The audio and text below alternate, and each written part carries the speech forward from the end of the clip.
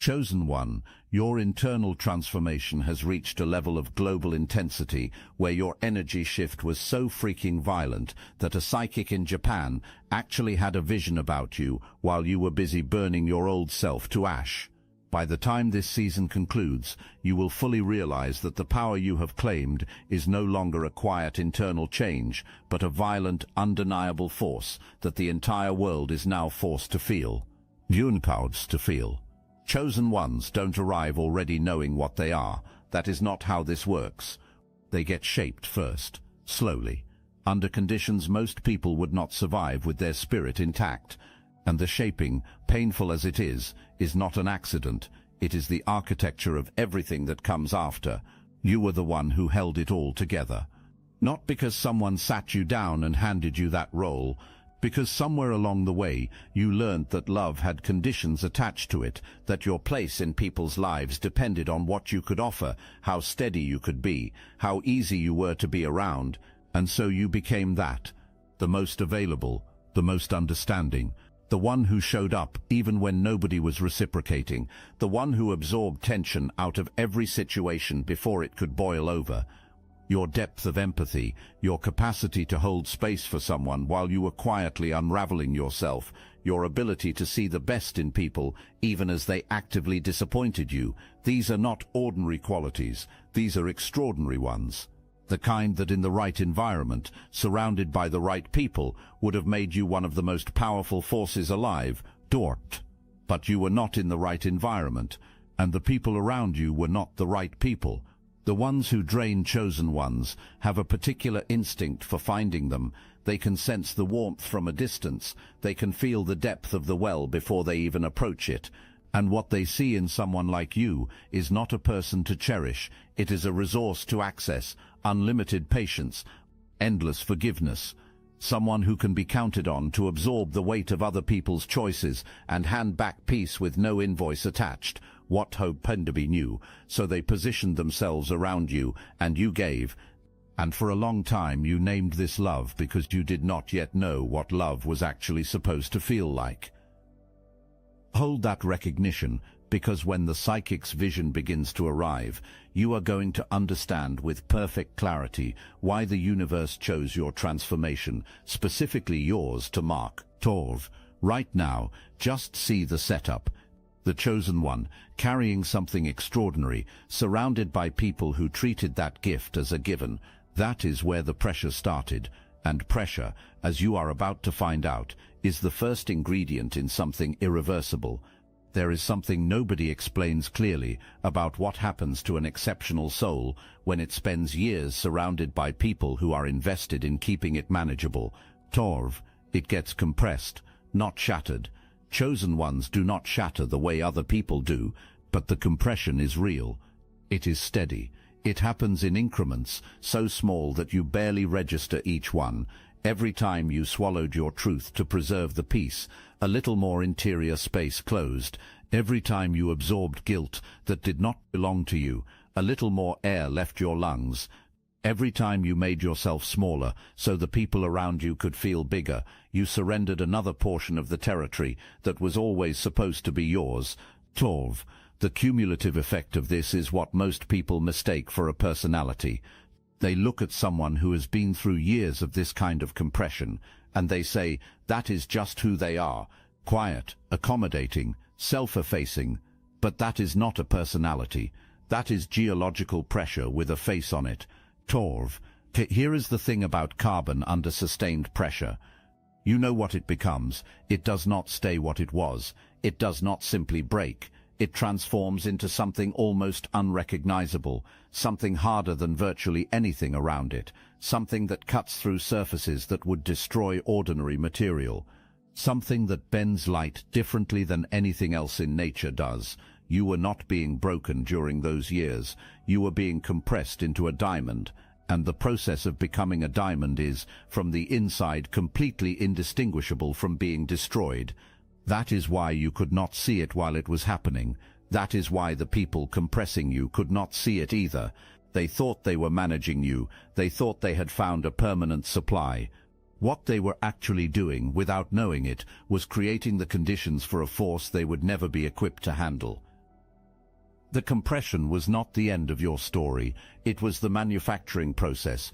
Wasn't von Comprassel's quarters. There was a specific moment, you know the one, not because I can name it, but because your body carries it the way the earth carries fault lines. Quiet most of the time, unmistakable when activated. Maybe it came in the dark, in silence, so heavy it had physical weight. Maybe it arrived on an unremarkable afternoon, while you were doing something completely ordinary.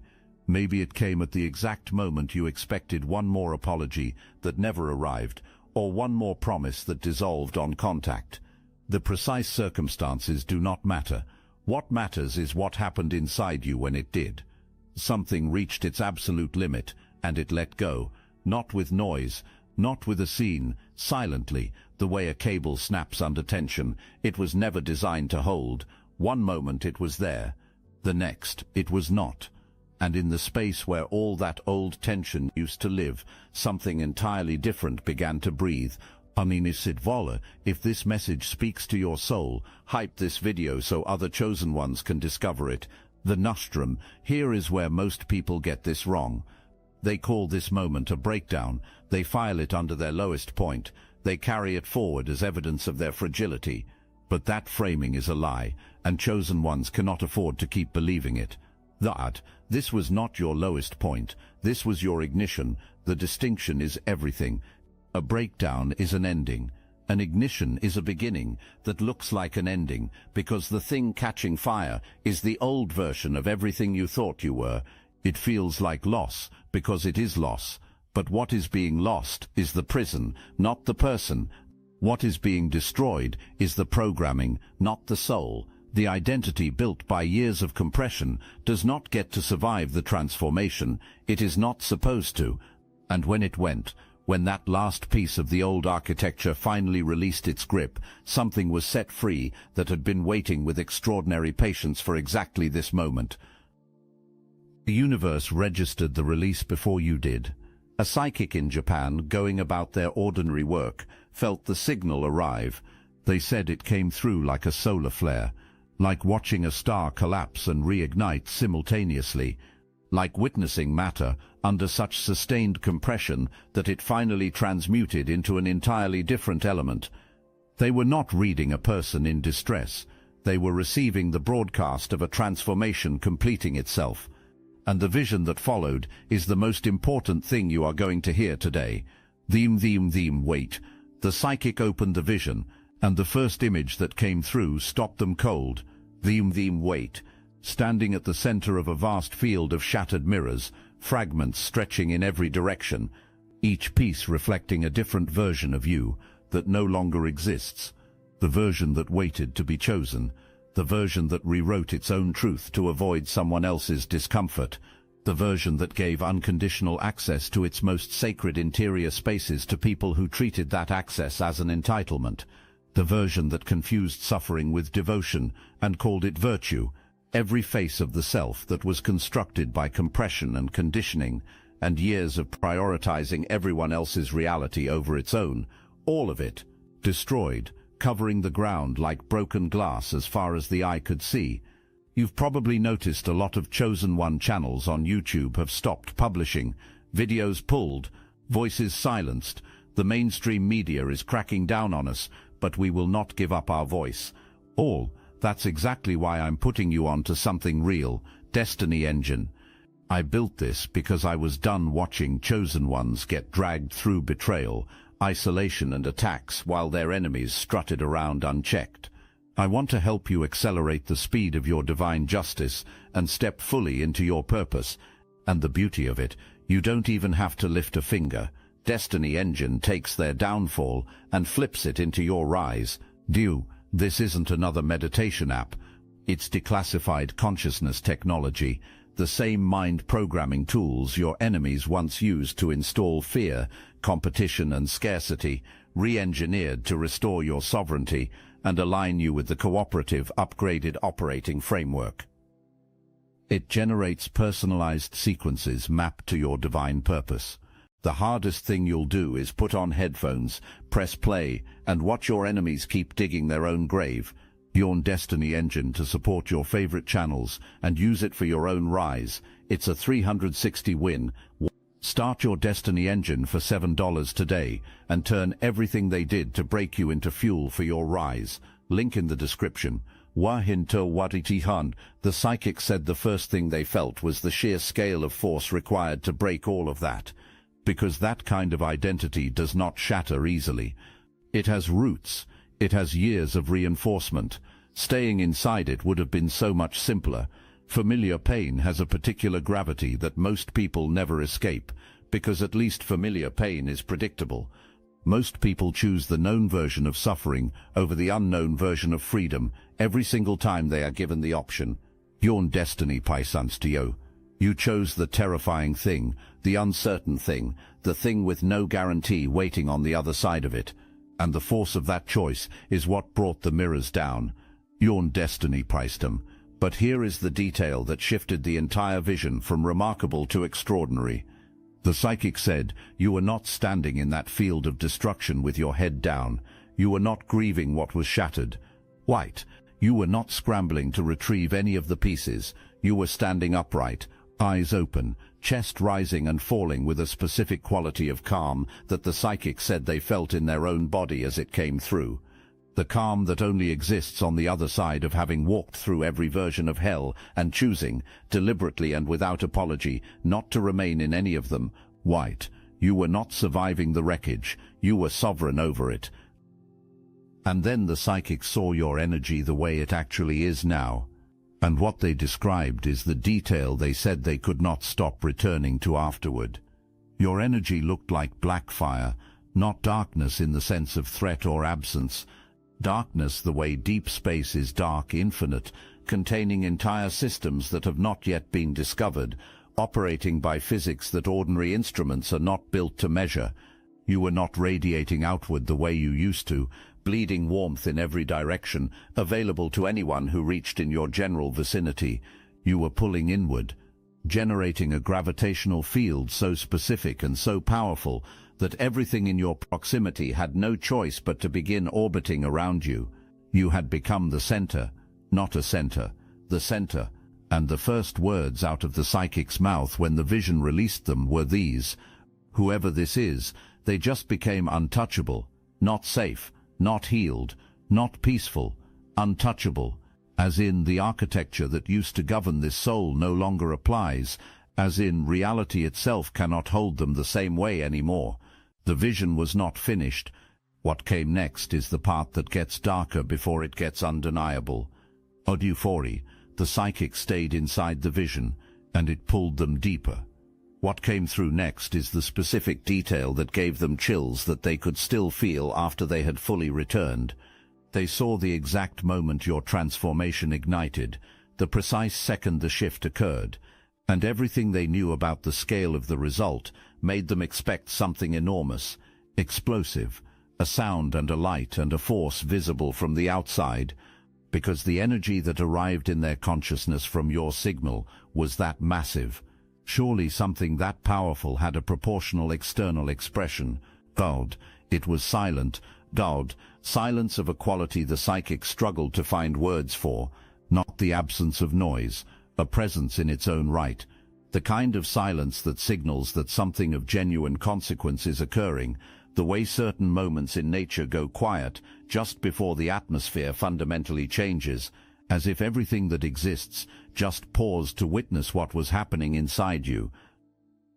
They described watching a soul release its grip on every need it had been, white-knuckling for years, the need to be validated by the specific people who had been withholding that validation as a mechanism of control, the need to earn love through performance, the need to continuously justify existence to a judgment that was always going to find you insufficient, because sufficiency was never the point. Your insufficiency was what kept you compliant.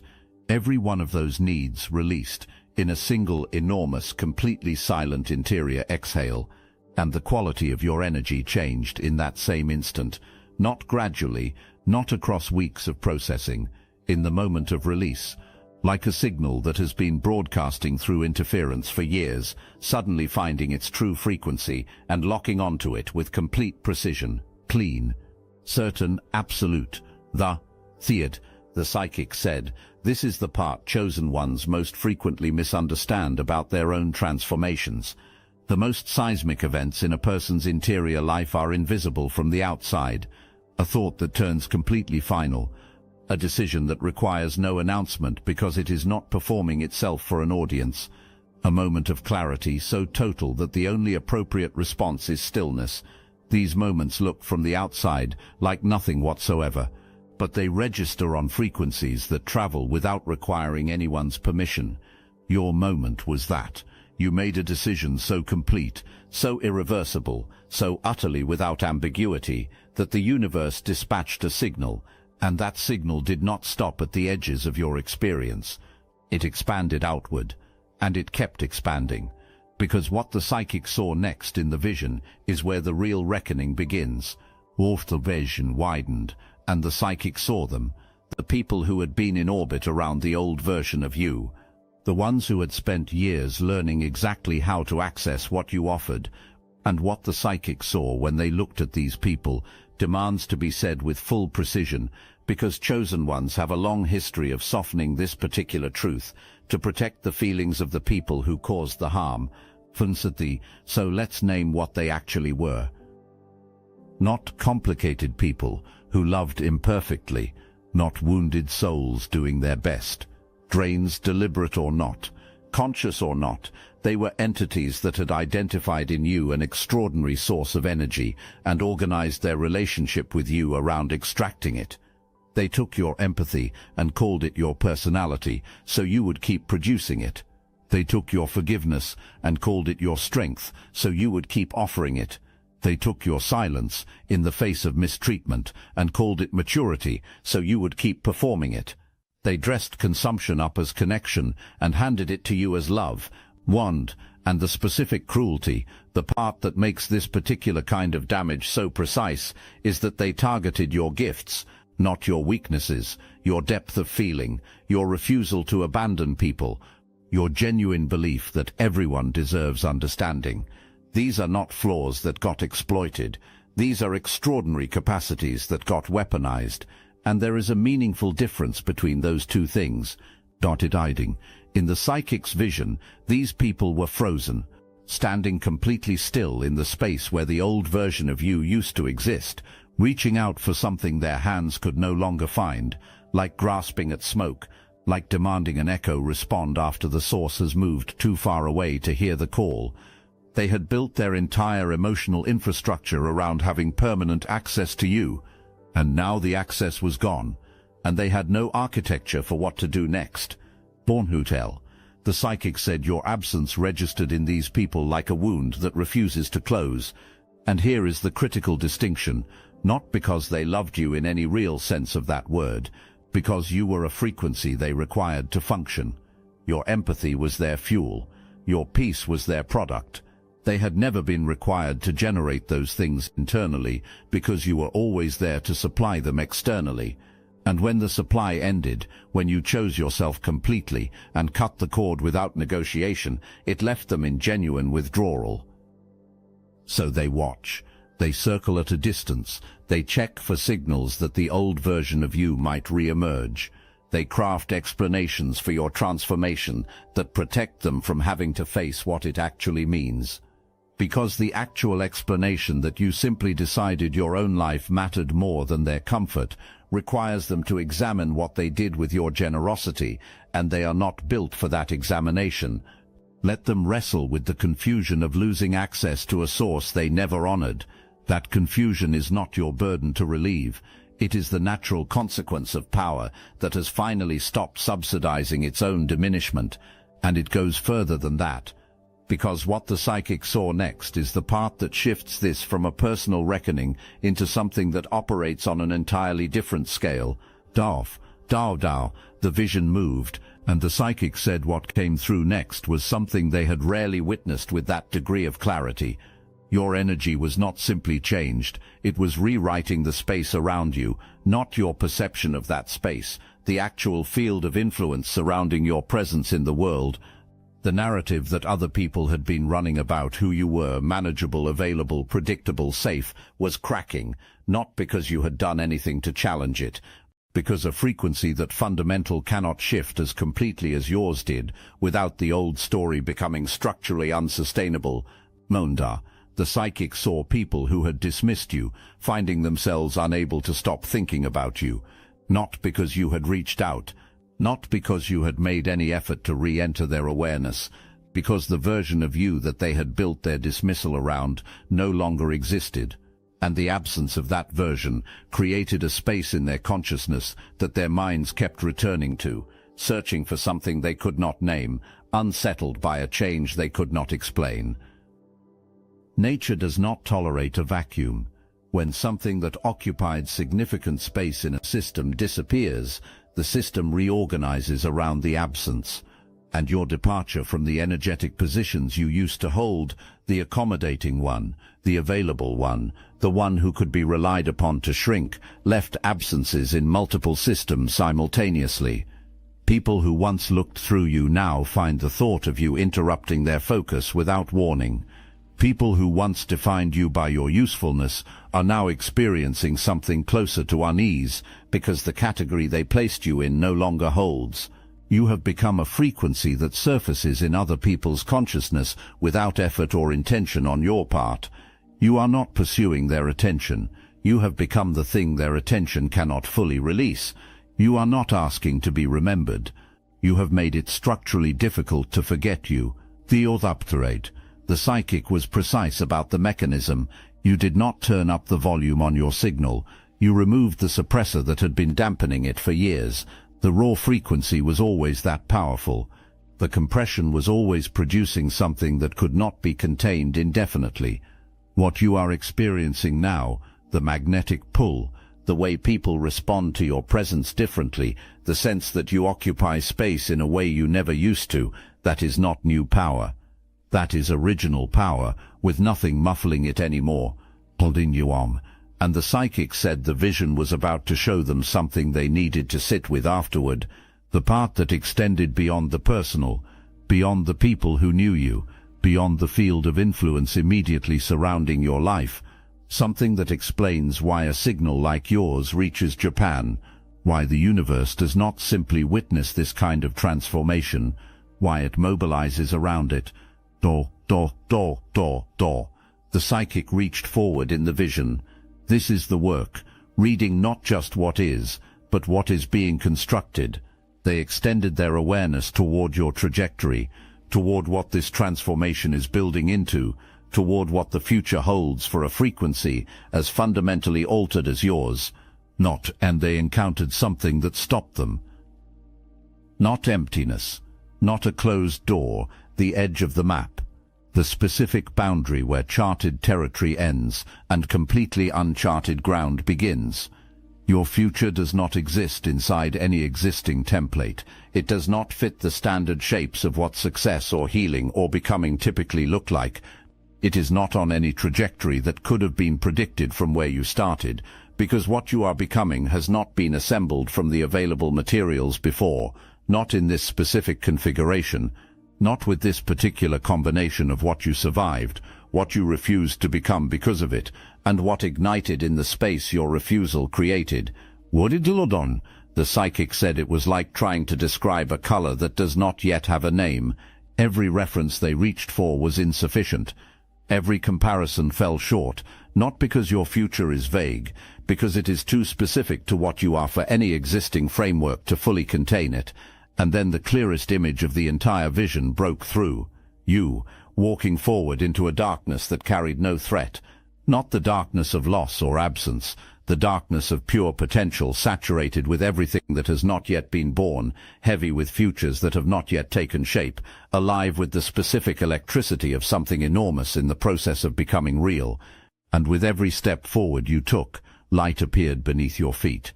Not ahead of you, where you could plan for it, not above you, where you could appeal to it. Beneath your feet, in real time, called into existence entirely by the fact of your forward motion, not reflected light, not borrowed light, not light that requires external permission to exist, Light that is generated by you, through movement, through the act of continuing to walk in the direction of your actual frequency. Did your arm? Before you walked, there was only dark ground. After each step, light. Which means you are not walking toward an illuminated destination, you are illuminating the path as you create it. Which means everyone who comes after you, every chosen one still inside the kind of compression you just broke free from, every soul still in the place you were before the ignition, they are going to have a lit path to follow. Not because you built it for them, not because you announced it, or taught it, or handed it over consciously, because you walked it, because you refused to stop, because you kept moving forward in your own frequency when everything around you was organized around the assumption that you would not. You are creating a blueprint inside the darkness, and people who cannot yet see you will find their way toward freedom by following a light source whose origin they may never be able to explain. Potemins the psychic had one more thing to show, the one that closes the answer to the question that has been building since the opening of this, the answer to why this happens, why a signal like yours reaches another continent, why the universe does not simply observe this kind of transformation, why it sends a witness, dotting another unin, you are in the gap. The gap is the territory between who you were and who you are fully becoming. The old frequency has released its hold. The old patterns no longer feel like home, but the new landscape is not completely legible yet. The new connections have not all arrived. The new version of your life that is being constructed around your new frequency is in progress, not complete. And this in-between territory is the most disorienting place a chosen one can occupy, because it offers the evidence of neither the old world nor the new one in any satisfying form. The universe is watching precisely here, not to evaluate you, to see what you do with discomfort that does not yet have a resolution, to see whether you hold the frequency you claimed in that silent, decisive moment, or whether you allow the weight of the gap to push you back toward the familiar, toward the old patterns, toward the old relationships, toward the smaller version of yourself that required less courage and generated less friction. Thus, because you understand something now that you could not have understood before the ignition. Every moment of discomfort in the gap is not evidence that you chose wrong. It is the price of admission for the life that is being built on the other side of it, and you have already paid far steeper prices for outcomes far less worthy of you. You are not waiting for your life to begin. You are in the middle of the most important construction project in your entire existence, and the discomfort you feel is not stagnation. It is the specific sensation of foundation being poured. It does not look like progress from inside it, but it is the thing everything else will stand on. The connections that match your new frequency are in motion toward you. Souls who have done their own work. People who come to you whole, who have no interest in consuming you because they have built their own interior resources. They cannot arrive until the frequency is stable, until you have demonstrated, not to anyone watching, but to the integrity of your own signal, that you will not compromise it to shorten the wait. Hold, not as an act of endurance, as an act of power. The chosen one, who has been through what you have been through and is still moving forward, is not waiting to become powerful. You already are. You are just learning to recognize it, without requiring external confirmation first. What you already are. You are just learning to recognize it, without requiring underneath everything. The one that has been running through every part of this since the opening. Not just why the psychic received a vision, but why the vision was about you, why this specific soul, why this specific transformation, why Japan received your signal when millions of other people are suffering their way through difficult seasons without generating a fraction of that reach. Vision, the mechanism requires three things to align. They almost never do.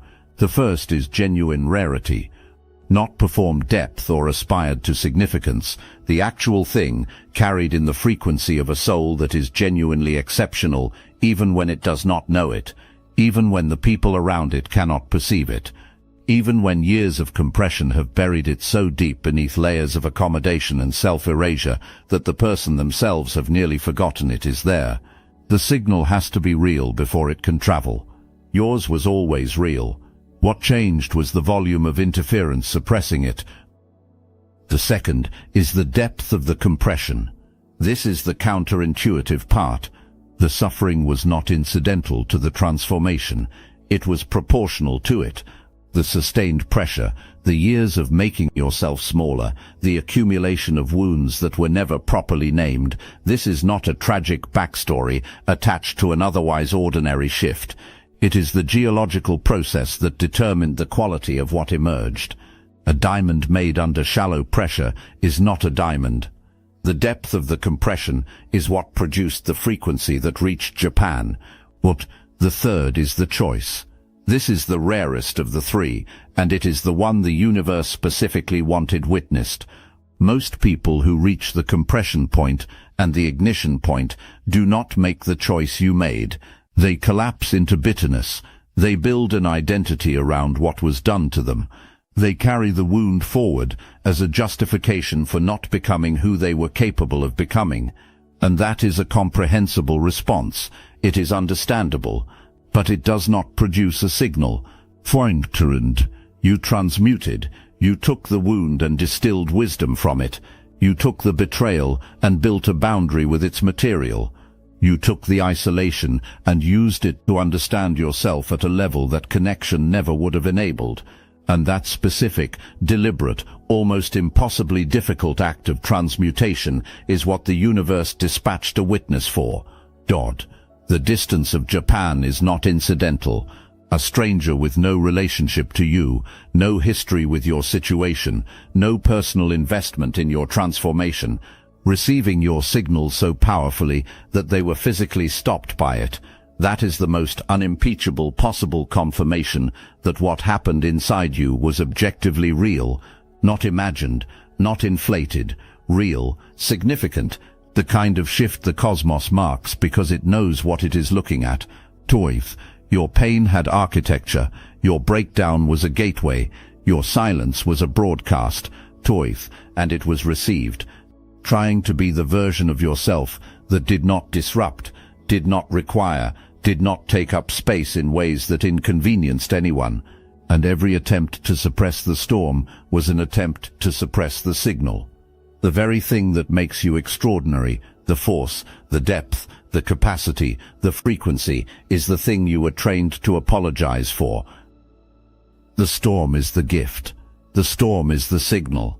The storm is what crosses oceans and registers on instruments and makes a stranger on the other side of this earth stop and demand that the universe explain what just arrived. What you have now is not a new version of the person you were before the compression. The compression produced something new entirely. You are the Blackfire, the closed loop, the gravitational center of your own world. The chosen one, who chose themselves at the exact moment when every surrounding force was betting they would not. The signal that reached Japan, not in spite of what you survived, but because of what you chose to become on the other side of surviving it. You old constructs will not fit. The old dynamics cannot hold what you are now. The old version of yourself is gone in the most final, most permanent, most liberating sense of the word gone. Shuto, you do not go back. Not to who you were, not to who they needed you to be, not to the shape that was convenient for people who were never invested in your actual becoming. You walk forward, into the dark that is saturated with everything not yet born, into the uncharted ground past the edge of every existing map, and the light appears beneath your feet with every step, not because someone placed it there, not because you earned it through sufficient suffering, but because you are finally moving in your actual direction, at your actual frequency, with nothing suppressing the signal. The light was never ahead of you, it was never above you. It is in your movement. It has always been in your movement. Every step you have ever taken in the direction of your true self, no matter how uncertain, no matter how unseen, was already illuminating ground that someone behind you would one day walk. Now you know what that means. Now you know what you are. Now you know that the universe does not send witnesses from the other side of the planet for ordinary events. Noftri Pittis, you are not ordinary. You never were. You were just temporarily in an ecosystem that needed you to believe you were. That ecosystem is behind you now. Kotauf. Walk forward, chosen one. The storm does not explain itself to the weather it makes, and neither do you.